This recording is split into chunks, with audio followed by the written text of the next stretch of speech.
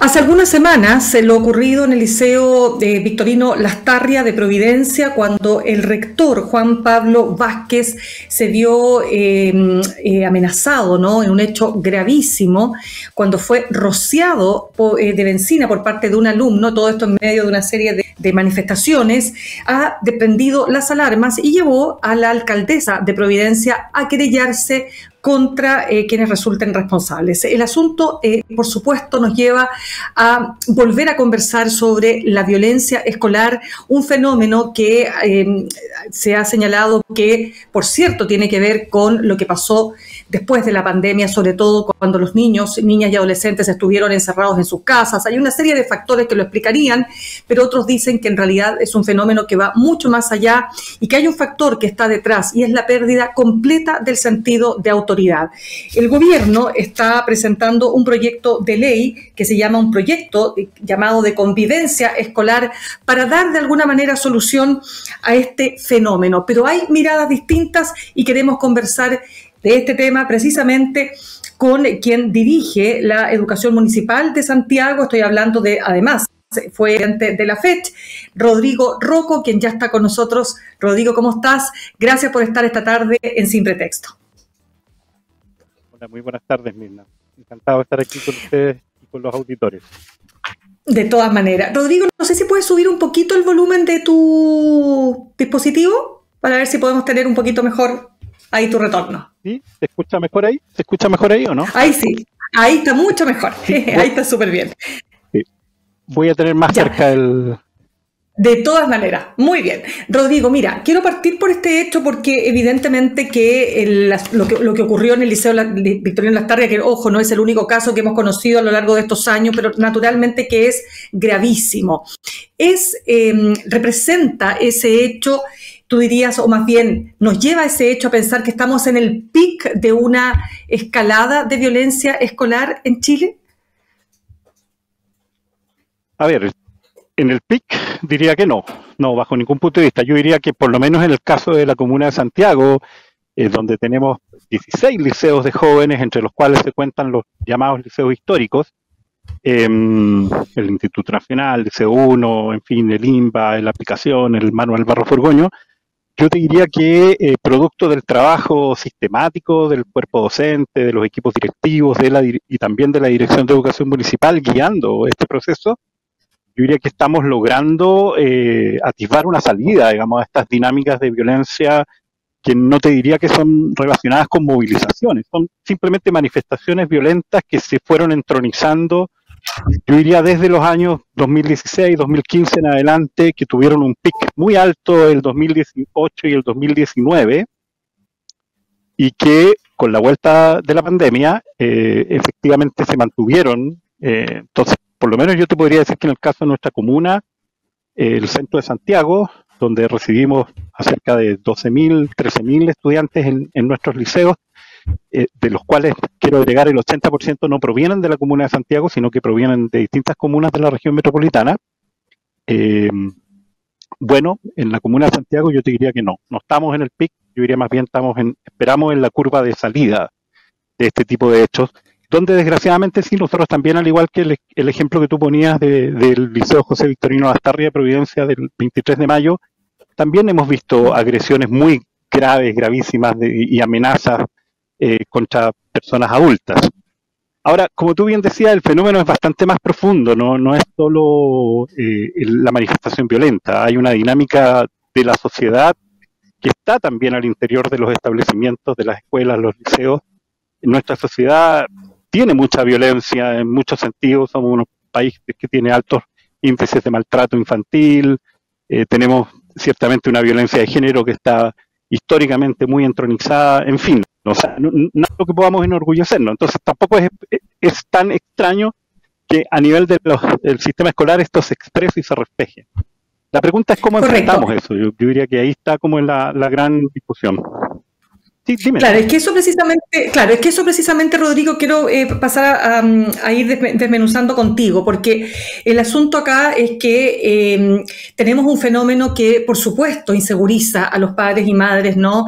Que ven con estupor que sus hijos estén sometidos a un nivel de inseguridad, que básicamente tiene que ver con la protección de los niños, niñas y adolescentes en un espacio donde se supone que tienen que estar naturalmente protegidos, ¿no es así? Ahora, tú nos refieres lo que ocurre en la Municipalidad de Santiago, pero tú dirías que eso, que tú señalas que se ha logrado controlar en relación a periodos anteriores, ¿se puede trasladar al resto del país? Sí, yo pienso que sí, que hay estrategias que son posibles de adoptar, porque son... Lo primero que quiero decir es que nosotros hemos dividido este problema de enfrentar las distintas violencias que hay en el contexto escolar. Lo hemos tomado de distintas maneras, digamos, con distintas estrategias. Una de ellas es abordar el problema de salud mental como un problema fundamentalmente comunitario. O sea, no creemos solo en la lógica de, mira, necesitamos más psicólogos, necesitamos más psiquiatras, sino que hay una dinámica de salud mental comunitaria, que es la que nos parece más adecuada para desarrollar lo que es propio del sistema escolar. Lo segundo es que ocupemos las herramientas que el sistema escolar tiene. En el sistema escolar hay procedimientos, hay debidos procesos, hay dinámicas que permiten abordar las faltas. Lo peor que puede ocurrir, que creo que en muchos liceos en los años anteriores, hablo por el caso de Santiago, que es lo que conozco, lo peor que puede ocurrir es que las faltas no se aborden. Las faltas tienen que abordarse primero con una dinámica formativa, que es la propia del sistema escolar, y si se requieren sanciones, también hay que adoptar sanciones, y esas sanciones incluso pueden llegar a ser de las más graves, digamos, como la expulsión o la cancelación de matrícula. Yo creo que eso es parte también de una cultura que hay que, insisto, el abordaje de la falta, el abordaje formativo de la falta. Y un tercer aspecto que creo que es el más importante, que es el que nosotros hemos estado trabajando, es el cambio pedagógico, el cambio educativo. O sea, aquí hay una distancia que se fue instalando en nuestros liceos muy grande entre el mundo juvenil y el mundo adulto, donde el liceo empieza y la educación empieza a perder sentido. O sea, lo que se trabaja curricularmente en la escuela empieza a perder sentido para los jóvenes y eso va generando malestares que se van acumulando. Por otro lado, tú bien decías al inicio, algunos dicen lo que hay aquí es una crisis de autoridad. Ciertamente, la pregunta es si esa crisis de autoridad la vamos a resolver con más autoritarismo, con más simplemente con la normativa o con lo reglamentario, o la vamos a resolver por la vía de construir vínculos que nos permitan reconfigurar esa autoridad. Ese es el desafío hoy día que tenemos todos los adultos en el sistema escolar, reconfigurar esa autoridad positivamente. Detengámonos ahí, Rodrigo, porque ahí hay un tema que también... Detengámonos ahí porque hay un tema ahí... Sí. Volvamos a eso, pero solo decirte que hay un cuarto aspecto que también es importante, ¿ya? Y es que cuando hay comisión de delitos, los delitos tienen que abordarse en función de lo que establece la normativa nacional al respecto, o sea, a través de las policías, a través del sistema judicial, el Ministerio Público. Entonces, también es importante señalar y hacer la separación ahí. Entonces, el tema de los delitos... Sí. En ese punto, solo en ese punto para despejarlo, entonces para ti es correcto lo que ha hecho la alcaldesa Evelyn Matei de querellarse contra este alumno que fue el que roció al rector con benzina? O sea, mira, lo que yo entendí por las noticias es que la querella viene a ocurrir casi un mes después de lo hecho. Por obligación, todos los funcionarios públicos tenemos que denunciar al Ministerio Público cada vez que se produce un hecho que pueda ser constitutivo de delito. Por ejemplo, si un adulto abusa o amenaza a una joven, por ejemplo, o a un joven. Eso es, si yo tomo conocimiento de eso como funcionario público, tengo que denunciarlo inmediatamente, tengo un plazo que no es mayor a 48 horas. Por lo tanto, cuando se producen estos hechos, por ejemplo, donde hay violencia con fuego, con amenazas, ciertamente lo que uno espera y corresponde es que inmediatamente exista la denuncia, se demoró porque mucho eso le permite al Ministerio Público. Es que yo ahí separaría. Yo imagino que la denuncia la hicieron. La querella es una acción suplementaria o complementaria a lo que puede ser la denuncia. La querella permite que tú, como contraparte, hagas diligencias, pidas que se hagan diligencias, perdón, no hagas. pidas que la Fiscalía haga diligencias investigativas, puedes entregar antecedentes si los tienes, testigos, en fin. Nosotros en Santiago, digo, en el 2022 presentamos, desgraciadamente, porque no es lo que nos interesaría estar haciendo, más de 10 querellas. El 2023 otras tantas, pero este año afortunadamente nos hemos visto ya, hemos disminuido considerablemente ese número. Hemos presentado ¿Rodrigo? solo 2 querellas a la fecha, digamos. ¿Y qué pasa con esas querellas, ya que lo menciona? ¿Qué pasa con esas querellas? ¿Porque llegan a alguna parte?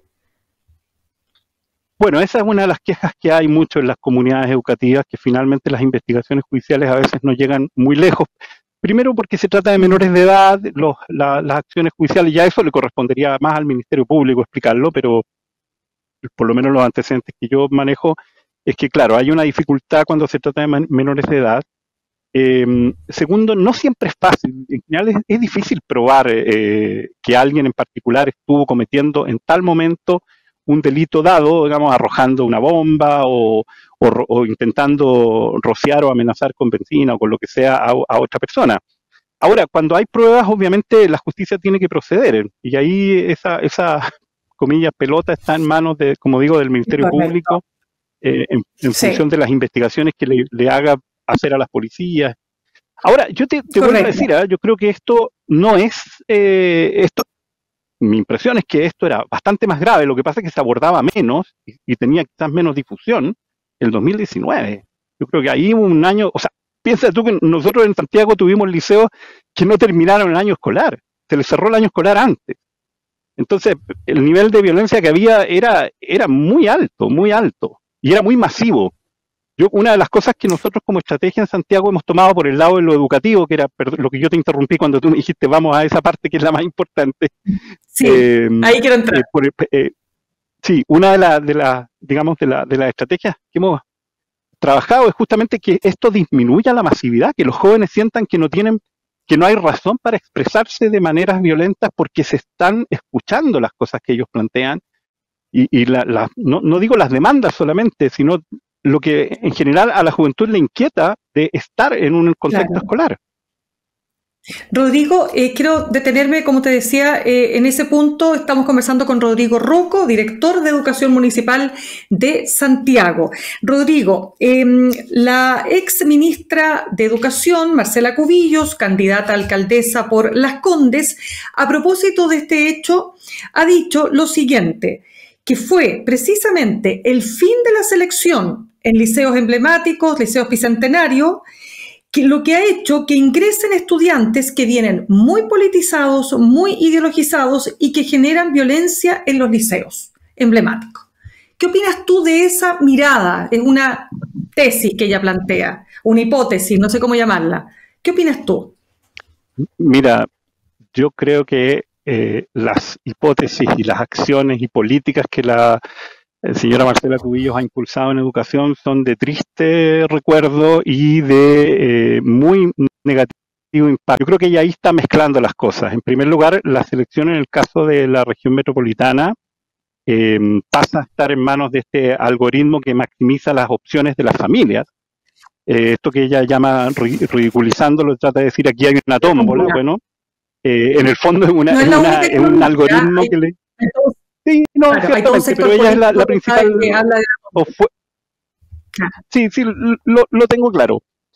Pero este algoritmo que busca maximizar las preferencias de las familias, es decir, que se cumpla algo que yo entiendo a la señora Cubillos le importa, que es que los padres y las madres sean quienes elijan los establecimientos a los cuales van a ir sus hijos. Bueno, que no es como era antes. Antes eran los establecimientos los que elegían en función del certificado de bautismo, en función del color de piel, el lugar de habitación de la familia, en fin, distintos criterios que uno podría decir fortalecían o la discriminación. Pero bueno, lo que quiero decir es que, volviendo al punto, en Santiago, en la región metropolitana, se empieza a aplicar este algoritmo recién que entró el 2020. Entonces, tú tienes que estos hechos de violencia vienen de antes. Entonces yo creo que ella está mezclando cosas de una manera que no corresponde.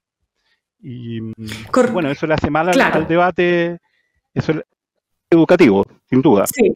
Totalmente. Mira, déjame entrar pero ahí, espérate, que me parece interesante. pero espérate, quiero hacer ver otros antecedentes. Si tú vas a la prensa, incluso a la prensa, digamos, cercana al sector que representa la señora Cubillos, lo digo muy, muy conscientemente porque desde el punto de vista de la responsabilidad educativa que a mí me toca, a mí me molesta mucho este tipo de amalgamas y de frases para la galería, porque con eso no construimos y con eso no vamos a erradicar la violencia, ni vamos a resolver los problemas educativos que el país tiene.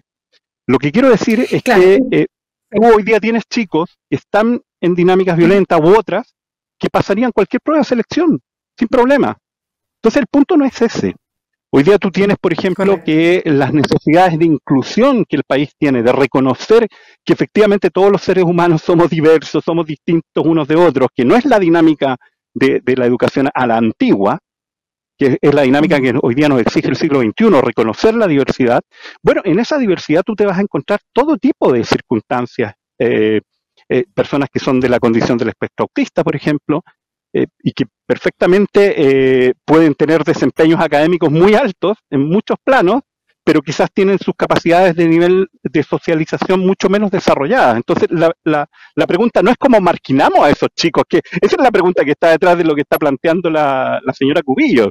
En el fondo es cómo nos deshacemos de esos que nos molestan. El problema es que esos que nos molestan pueden estar en toda la sociedad.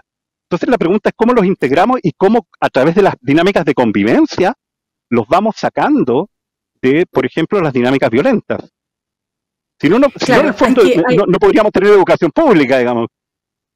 Claro, lo que quiero tratar también de vincular, yo, ¿te acuerdas que al principio decía, ¿no? Hablaba de este proyecto de ley de convivencia escolar que trata, ¿no? De hacerse cargo de este fenómeno, por supuesto, complejo.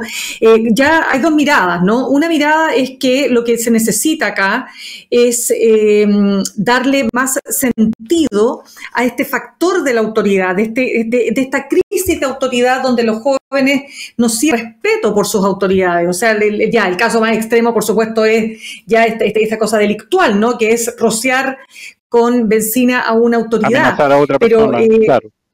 Totalmente. Pero otros dicen, tal como tú lo has planteado, que la mirada punitiva no va a resolver el problema. Entonces, ahí estamos con esa tensión. Y lo que yo te decía cuando te preguntaba... Pero ojo, yo dije... Sí, dime. Sí, no, pero ojo, yo dije algo muy importante en una de las respuestas a tus preguntas, que es que las faltas se tienen que abordar y eso puede incluir lo punitivo. El problema es cuando la única mirada que hay es la punitiva, y la mirada segregativa, porque yo creo que lo que dice Cubillos es tremendamente irresponsable. Es decir, mire, hay violencia porque ahora no seleccionamos. Perdóname, pero eso no se sostiene. ¿Cuáles son las pruebas? ¿Cuáles son los argumentos, los estudios, los análisis para eso? Eso no se sostiene.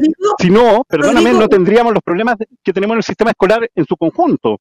Perdona, en los liceos que seleccionan por condición socioeconómica, cobrando altas matrículas, en fin, piensa en la educación particular pagada, también se producen estos fenómenos. Hasta hace poco conocimos unas situaciones gravísimas, porque, ojo, el tema de la autoridad y de las agresiones no es solo contra los adultos, también es entre los pares. O sea, si yo voy y rocío con benzina a un estudiante par mío por querer amenazarlo, es igual de grave que si se lo hago al director de la escuela. Es igual de grave. Es un delito. Absolutamente. Entonces, es un delito, pero por supuesto. Rodrigo, pero espérame, claro. Es que interesante el punto. Pero espérate, una cosita que tú dijiste que me parece interesante como para frente a lo que ha dicho Marcela Cubillos, ¿no? En el sentido de que puede darse el caso de un joven que pasa todas las pruebas de selección y que puede estar cometiendo actos de violencia. ¿Tú tienes claro, al menos de tu experiencia en la Municipalidad de Santiago, cuál es el perfil de estos chicos, de estas jóvenes que están metidos con los overoles blancos, que queman buses, que salen a tirar molotov? ¿Quiénes son? Bueno, sí, obviamente parte de nuestra preocupación es entender qué es lo que está detrás del fenómeno. Ahora, yo diría que, primero diría que es un fenómeno que ha ido mutando un poco, Hoy día hay una dinámica menos politizada y más de ritual adrenalínico, quizás ligado a lo que pasa también en las barras de fútbol, Me refiero a las bengalas, en fin, el enfrentamiento por el enfrentamiento en este caso con la policía. Por lo tanto, yo diría que hoy día el fenómeno está bastante menos circunscrito a lo político. Sin duda puede tener también una raigambre en eso. También hay grupos anarquistas que pueden, digamos, bajo una dinámica muy antisistema, decir, esta es la opción, este es el camino, tenemos que generar esta violencia, generar este caos. Eso también lo vemos. La pregunta que tiene que hacerse el espacio escolar es qué estamos haciendo para evitar que esas conductas, primero, sean dominantes, segundo, puedan lograr poner en jaque a todo el resto. ¿Qué estamos haciendo para evitar eso? Ahí está la pregunta fundamental. Y creo que la experiencia que hemos tenido en Santiago en estos 3 años muestra que tú puedes construir un camino que sin duda no es automático, siempre puede ser frágil, pero tú puedes construir un camino. Y la base de ese camino es entender que nosotros necesitamos que la institución escolar, el liceo, el currículum escolar, vuelva o esté en conexión con los jóvenes, con lo que a ellos les interesa, con los problemas que ellos están viendo. Entonces, esto podría simplificarse diciendo, mira, en las distintas asignaturas que estamos abordando, ¿cómo damos cuenta de problemas socialmente relevantes? ¿Cómo contextualizamos a la realidad de los jóvenes las distintas materias, asignaturas? ¿Cómo trabajamos proyectos escolares que sean interesantes? Aprendizaje basado en proyectos, por ejemplo, distintos mecanismos que hoy día están al alcance de las y los educadores y que permiten, como digo, reconstruir o consolidar el vínculo entre los jóvenes y la institución escolar. Yo creo que ese es el fondo del asunto, digamos. Rodrigo, en estos días, en estas semanas, en estos meses y además porque estamos en año electoral, se ha instalado de parte fundamentalmente de sectores de Chile Vamos o de republicanos, ¿no es cierto?, esta idea de una contrarreforma. Es decir, que la reforma realizada por la presidenta Bachelet fue la que generó el fin de los liceos emblemáticos, los liceos bicentenarios, y resuena de alguna manera el que una ex dirigente pingüina de la manifestación pingüina del 2006, como es la alcaldesa de Quinta Normal, Karina Delfino, dijera que el fin de la selección jugó una mala pasada a los colegios emblemáticos. Pero ese es uno de los factores. Está todo el tema de los SLEP, de lo que pasó en Atacama, hay discusión en torno a otros asuntos que tienen que ver con los efectos que, insisto, ha dejado el fin de la selección. ¿Cómo observas tú esa cruzada, que si tú quieres, de ciertos partidos, ¿no?, políticos de Chile? Bueno, ciertamente la observo con preocupación porque en el fondo yo creo que no es una cruzada contra la reforma educacional de un gobierno, es una cruzada contra la realidad de la sociedad chilena hoy día. O sea, el tema, por ejemplo, de las políticas de inclusión, no es un capricho, es una necesidad de la sociedad. La sociedad es diversa, siempre lo ha sido, y por lo tanto el sistema escolar, más aún el sistema escolar público, tiene que reconocer esa diversidad, trabajarla, verla como un factor positivo y no como algo negativo. Segundo, yo creo que la discusión cuando hablamos de los liceos históricos, emblemáticos, estamos hablando de menos del 2% de la matrícula total del país. Entonces, perdónenme, pero ¿y qué pasa con el resto del 98%? Ocupémonos del conjunto. Yo creo que hay una discusión que es muy antojadiza, y muy basada en algo que uno podría llamar como la nostalgia de un cierto prestigio. Que perdona, yo no digo, aquí no se trata de que no haya prestigio, ciertamente, hay que ganarse el prestigio, hay que construir prestigio. Nosotros estamos trabajando porque en Santiago tengamos un prestigio por lo pedagógico, por lo que estamos haciendo bien, por cómo estamos dando cuenta de dinámicas educativas inclusivas que permitan que cada chico, cada chica llegue al máximo de su potencial. Y cómo nosotros como sistema escolar le estamos entregando las herramientas para que ellos y ellas construyan sus proyectos de vida. Finalmente de eso se trata la educación escolar. Entonces, cuando tú me dices, mira, la discusión ahora la vamos a centrar en el 1 o 2% de la matrícula del país o del número de establecimientos de Chile, me parece que es una visión totalmente errada, que hay un afán, yo diría, propagandístico muy nefasto en eso. No porque esos liceos no sean importantes.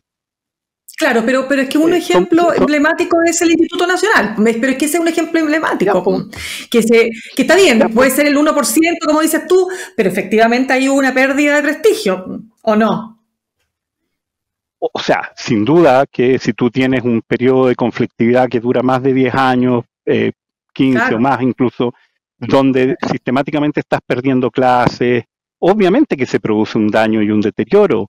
También había un cambio en la composición escolar, tanto en el Liceo 1 como en el Instituto Nacional y en otros liceos, pero que no tiene que ver con la selección o no, porque como te digo, la selección se acabó, entre comillas, se acabó mucho después. Estamos hablando del 2020 y Karina Delfino fue alcaldesa. Bueno, hay un cambio de composición socioeconómica también, efectivamente. Hay unas capas, sectores medios que probablemente en los últimos 15 años se fueron fugando de estos establecimientos. La pregunta es cómo los hacemos volver. Pero exacto. Yo diría que a nivel país, lo que hay que mirar ¿qué es? Están ingresando a las universidades, por ejemplo, a las universidades acreditadas, en fin, están ingresando menos estudiantes de niveles socioeconómicos bajos.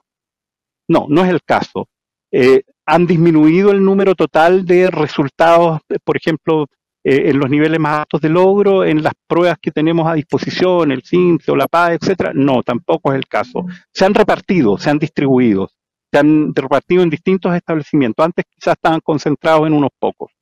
Ahora, en el caso de la alcaldesa Delfino, sí, yo lamenté la frase porque en el fondo es una frase muy desde uno mismo. Es como, yo viví esta experiencia cuando yo era estudiante, entonces yo creo que todo tiene que ser así. Fíjate que el Liceo 1 recién, por política impulsada por la alcaldesa Iracy Hasler, recién en el año 2023 viene a tener el programa de integración escolar, que es una política que el país lleva más de 10 años de desarrollo. Recién ese año nos dimos el paso para poder reconocer que efectivamente necesitábamos ahí también que estuviera el programa de integración escolar, y ahora estamos avanzando. En el Liceo 1 también, y también quiero decirlo, aquí comparemos peras con peras, porque cuando yo veo el ranking que hace EMOL, el primer establecimiento educacional que aparece ahí tiene 29 egresados. El Instituto Nacional el año pasado tuvo 650, casi 650 egresados.